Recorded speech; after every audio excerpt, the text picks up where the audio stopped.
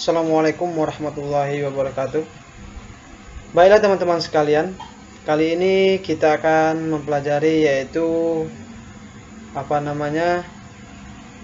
soal-soal pedagogik, yaitu soal P3K teknis pedagogik part ke-9. Yang mana kemarin ya teman-teman sekalian kita sudah melaksanakan kemarin, yaitu soal-soal dari sampai ke 35 ya. Lanjut kali ini soal 36 sampai soal 50. Baiklah, sebelum kita melaksanakan pembelajaran ini, dulu kita berdoa. Bismillahirrahmanirrahim. Rabbi zidni ilma warzuqni fahma. Allahumma shalli ala sayyidina Muhammad wa ala ali sayyidina Muhammad. Baiklah, lanjut saja. Nomor 36, undang-undang yang mengatur tentang sistem pendidikan nasional adalah A. Undang-Undang RI nomor 9 tahun 2003, B. Undang-Undang RI nomor 11 tahun 2003, dan C. Undang-Undang RI nomor 20 tahun 2003. Jadi di sini, dan D. Undang-Undang RI nomor 14 tahun 2003, E. Undang-Undang RI nomor 25 tahun 2003. Jadi di sini jawaban paling pas nomor 36 ini adalah apa teman-teman? Ya, jawabannya adalah C ya teman-teman sekalian. Yaitu jawabannya adalah C. Undang-Undang RI nomor 20 tahun 2003, yaitu yang dimana itu setiap warga negara itu berhak mendapat kesempatan meningkatkan pendidikan sepanjang hayat, seperti itu ya. Kurang lebih bunyinya seperti itu. Lanjut ke soal nomor 37 ya teman-teman sekalian. Lanjut ke soal nomor 37.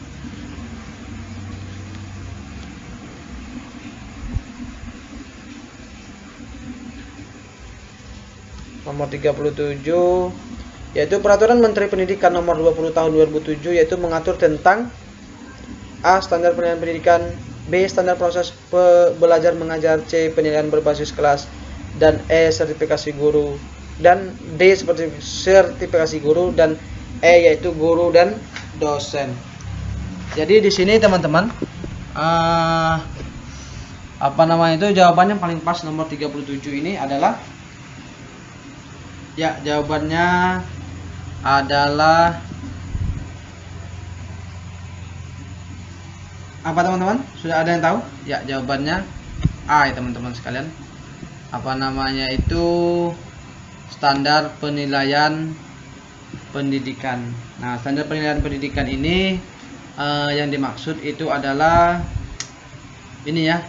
Ada di pasal ini tadi, Peraturan Menteri Pendidikan, yang berbunyi kurang lebih yaitu peraturan ini yaitu penilaian hasil belajar peserta didik itu pada jenjang pendidikan dasar dan menengah ya dilaksanakan berdasarkan standar penilaian pendidikan yang berlaku secara nasional, seperti itu ya teman-teman sekalian.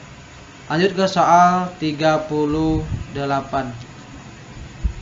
Ya, soal ke 38 ini kedudukan dosen sebagai tenaga profesional ditetapkan dalam A. Bab 2 Pasal 3 Undang-Undang Guru dan Dosen nomor 14 tahun 2005, B. Bab 2 Pasal 3 Undang-Undang Guru dan Dosen nomor 4 tahun 2005, C. Bab 2 Pasal 3 Undang-Undang Guru dan Dosen nomor 20 tahun 2005, D. Bab 1 Pasal 2 Undang-Undang Guru dan Dosen nomor 14 tahun 2005, dan E. Bab 1 Pasal 3 Undang-Undang Guru dan Dosen nomor 14 tahun 2005.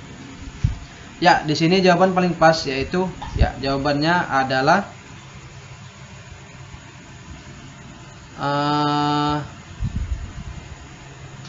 apa teman-teman? Ada yang tahu? Ya, jawabannya adalah A ya teman-teman sekalian. Jawabannya A, yaitu Bab 2 Pasal 3 Undang-Undang Guru dan Dosen nomor 14 tahun 2005. Lanjut. Maaf, belum diconteng ya. Kita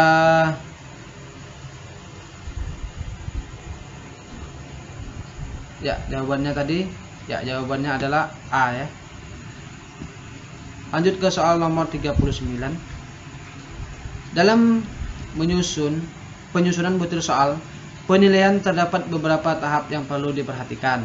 Di bawah ini tahap penyusunan butir soal kecuali. Ingat, ada kecualinya ya teman-teman sekalian. Yaitu menentukan tujuan penilaian dalam soal, B menentukan jenis dan bentuk soal, C menyusun kisi-kisi, D menafsirkan kisi-kisi dalam menyusun soal, dan E yaitu penulisan butir soal. Jadi nomor 39 ini teman-teman, jawabannya yaitu adalah, ya jawabannya adalah D ya teman-teman sekalian, yaitu menafsirkan kisi-kisi dalam menyusun soal itu. Karena kecuali ya, karena tidak ada menafsirkannya, itu yang ada itu di langkah-langkah penyusunan butir soal itu ada tujuan tes, kompetensi yang diuji, materi yang diuji, penyebaran butir berdasarkan kompetensi, materi dan bentuk penilaiannya, menyusun kisi-kisi, menulis butir dan soal, memvalidasi atau menelaah, merakit soal, menyusun pedoman, menguji coba uji butiran soal, dan E itu analisis butir, dan yang terakhir itu analisis butir soal secara kuantitatif dan perbaikan soal berdasarkan hasil analisa. Jadi tidak ada namanya menafsirkan kisi-kisi ya. Lanjut ke soal nomor 40. Dalam pendidikan siswa diharapkan dapat mengembangkan 4 jenis kompetensi. Ingat, 4 jenis, K1, K2, K3 ya, sampai itu ya, KI itu ya, yang terintegrasi dalam kurikulum pendidikan. Yaitu yang dimana di sini itu mampu bekerja sama dan saling tolong menolong antar sesama, termasuk kompetensi keberapa. Ingat, harus hafal KI 1, KI 2, KI 3, KI 4, KI 1 dan KI 2. Apa jawabannya di sini? Yaitu harus ingat nggak kalau guru ya, KI 1 itu apa? Itu jawabannya adalah, ya jawabannya di sini adalah B ya teman-teman, yaitu KI 2. Yang mana KI 1 itu yaitu tentang spiritual, KI 2 ini sikap, KI 3 pengetahuan, dan KI keempat itu keterampilan. Harus ingat ya sebagai guru. Nomor 1. Dalam sebuah kelas ada seorang anak yang sering mengganggu temannya di saat pembelajaran berlangsung. Namun, Anda mengetahui bahwa ketika Anda mendekati anak tersebut, anak itu tiba-tiba berhenti mengganggu temannya dan fokus memperhatikan pelajaran. Hal yang Anda terapkan termasuk dalam kategori A model, B pendekatan, C strategi, D metode, dan E itu teknik. Jadi jawaban paling pas yaitu nomor 41 ini, yaitu ya jawabannya adalah D ya teman, yaitu metode. Yang mana metode ini turunan dari setiap paling terakhir ini ya. Jadi itu harus diketahui bahwa urutan yang paling pengelolaan kelas itu yang paling luas itu adalah model. Di bawahnya itu pendekatan, di bawahnya lagi itu ada strategi, dan di bawah itu ada metode, di bawah teknik dan teknik taktik pembelajaran. Jadi di sini yaitu metode. Jawaban yang paling pas nomor 41 ini yaitu D ya, metode pembelajaran ini teman-teman kalian.